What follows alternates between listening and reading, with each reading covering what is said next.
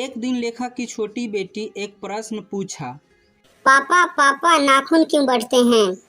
फिर लेखक सोच में पड़ गया और सोचने लगा कि हाँ, ये नाखून निर्लज कि काट देने के बाद भी तीसरे दिन आ जाता है।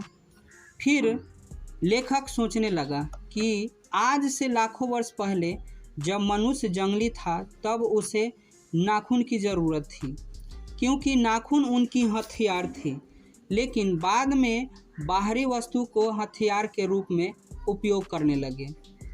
ये माना जाता है कि राम जी के सैनिक जो थे उनके पास हड्डियों का हथियार थी, जो दधीचि मुनि के हड्डियों की बनी थी। लेखक सोचकर कहते हैं कि आज बच्चे नाखून नहीं काटते हैं तो माता पिता डांटते हैं, लेकिन पहले नाखून काटते थे तो उनके माता पिता उन्हें डांटते थे। मनुष्य बार बार नाखून इसलिए काटता है कि कोई भी बर्बरता युग की निशानी न रह जाए, क्योंकि वह पशुवता को मिटाना चाहता है। वह कहते हैं कि हिरोशिमा हत्याकांड बार बार थोड़ी होती है।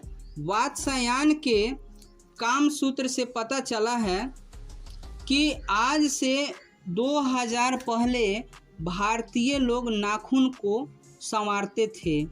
वह लोग त्रिकोण, वर्ताकार और चंद आकार, दंतुल आकार के नाखून को डिजाइन बनाते थे। वे लोग सिकथल, मोम और आलता के रंग का उपयोग करके उसको चिकना बनाते थे।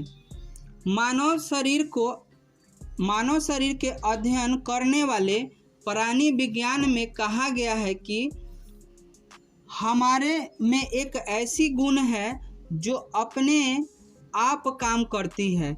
मेरा मन पूछता है कि मनुष्य किस ओर बढ़ रही है, पशुवता की ओर या मानवता की ओर। मेरी बेटी मुझसे ही नहीं बल्कि मनुष्य जाति से यह प्रश्न पूछ दी है कि नाखून क्यों बढ़ता है। जब 15 अगस्त के दिन इंडिपेंडेंस पत्र की घोषणा हो रही थी तब लेखक कहते हैं कि मेरे बच्चे के गोद में दबाए बंदरियां इन्हें आदर्श नहीं बनाएं। और लेखक ये भी कहते हैं कि कालिदास कहा था कि सब पुराने अच्छे नहीं होते, सब नए खराब भी नहीं होते। भले लोग दो तरह के होते हैं, हितकारी उन्हें ग्रहण कर लेते हैं और मूढ़ लोग उन्हें भटकाते रहते हैं। वह कहते हैं कि भारत एक ऐसा देश है जो बड़े बड़े खोज यहाँ पर हुआ है जो कि कोई भी देश नहीं कर सका है।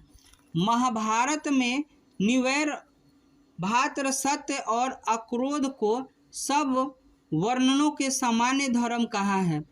सफलता और चरितार्था, सफलता से कोई व्यक्ति परिपूर्ण सफल हो चरितार्था में कोई व्यक्ति अपने अस्तित्व का उद्देश्य प्राप्त कर चुका है। कमबख्त नाखून बढ़ता है तो बढ़े, मनुष्य उन्हें बढ़ने नहीं देगा।